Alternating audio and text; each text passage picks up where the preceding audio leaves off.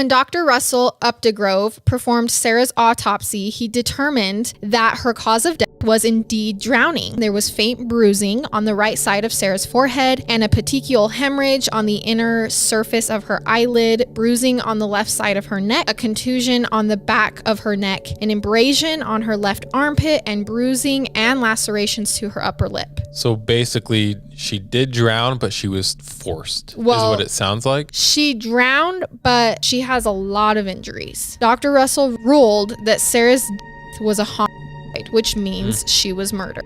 So just 2 days after Sarah Widmer's death, on August 13th, 2008, her husband, Ryan Widmer, was arrested and charged with aggravated murder of his wife. Okay. Ryan pleads not guilty, and at trial, the state suggests that the wording in the 911 call, the scene of the home and the bathroom, and Sarah's injuries prove that Ryan killed her. The police had gone back and dusted the bathtub and discovered human hand marks located near the middle of the tub. They used a super glue fuming process like we would see on CSI and discovered a forearm impression on the bathtub along with hair follicles that determined the impression was made by an adult male. The state also brings experts to testify that it is nearly impossible to drown in a bathtub without the use of alcohol or drugs. The defense comes forward at trial, stating that there was absolutely no motive. Sarah and Ryan were in love. All of his friends had never seen him get angry or raise his voice. What you're about to say is about to happen. There is no way. The defense hired Dr. Werner Spitz to conduct a separate autopsy for their side. Dr. Spitz noticed all the same things that Dr. Russell did, except for he concluded that there was no way to positively confirm that the injuries to Sarah's body did in fact happen before her death.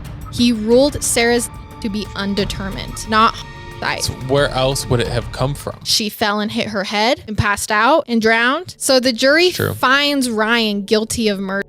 They go, okay, ignore the defense. He's guilty. But just a few months after, he was ordered a new trial because the defense discovers that jurors during the first trial had gone home in the middle of trial and done experiments in their own bathrooms of how fast they would dry off, how fast their tub would drain, if they would get water out, if someone pulls someone out of a tub. And this is strictly against the rules. Oh, you can't do that. You cannot do that as a juror because it's up to the state and to the defense to provide all evidence. You cannot have your own evidence. I feel like if you want to go test something to see if it's true, you should be able to, Not right? allowed.